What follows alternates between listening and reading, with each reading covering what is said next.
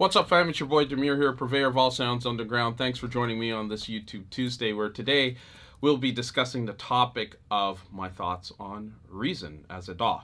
But before we jump into things, what I need to get from you is that SLC. Hit subscribe, like, and comment, and more importantly, hit the notifications bell to stay in touch with the new videos we have up and coming. All right, so my thoughts on Reason.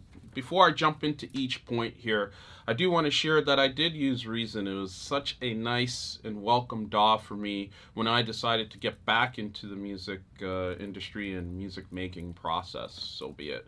So around 2008, I purchased a copy of Reason and made a ton of beats from hip hop to house on the application. So I thought it was a good introductory DAW, and the essence of my comments will be around that experience. So here goes. So point number one, I think Reason offers a decent workflow similar to Ableton. You can just get right into things.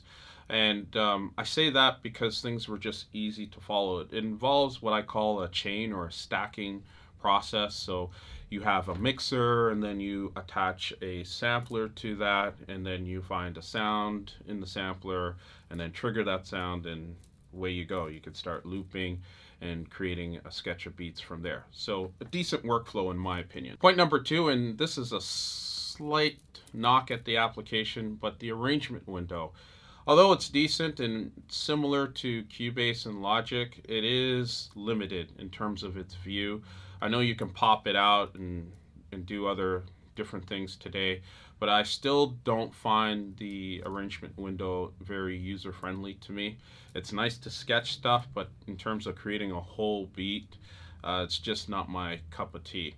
The other thing is that things do get hectic because you have a rack visual, and then you have the arrangement window that you can leverage. Within the arrangement window, it had a bunch of sub processes that just didn't sit too well with me. It might just be my own comfort level, but I did find it a little bit tedious. Point number three is an advantage that I loved in Reason, which is the rack view.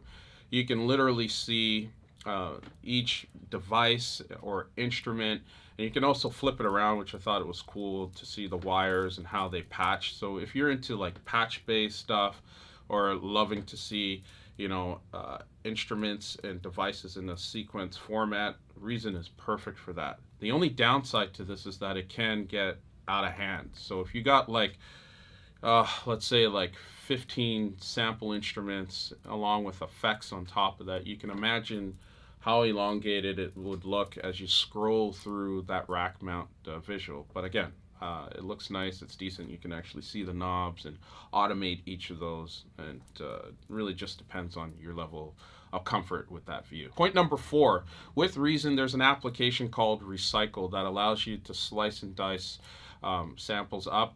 I actually use this not too frequent, but before I discovered Apple Loops, I would use the Recycle application, and it's beautiful. You can leverage the application to determine different points in which you can chop up samples, and you can slide the sensitivity bar based on transients or an equal number of divisions in the sample in terms of the beats and where it's crossing zero as the audio file. So I love it for that, and I know a lot of people actually just buy that as a standalone application and don't use Reason because it helps with their audio management process. All right, and point number five is, unfortunately, the Rewire application or process disappears in version 11 of Reason. And I used to love having this capability available because it helped with my transition from Reason over to Logic. Now, in between those applications, I actually used a different version of Cubase.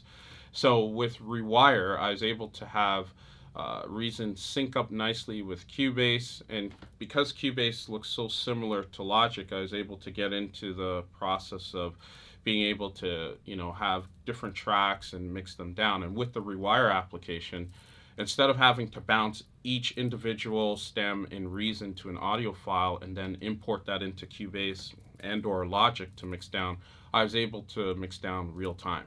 And I'm going to add a bonus point here. Point number 6 is the sounds in Reason are amazing.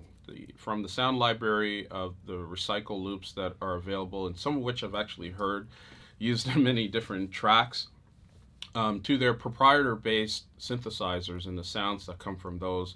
Quite unique, and it's great to leverage those for different ideas, and you can bounce them down into Logic later. I still have an active copy of Reason. I'm up to version 10, and I reference it for all of the older beats I made back from 2008 to roughly around 2012, I want to say.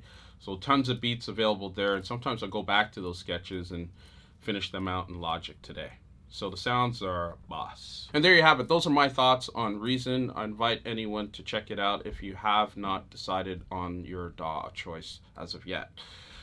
Please hit subscribe, like, and comment. And to stay in touch with our new videos, make sure you hit the bell. Much love and respect. Peace.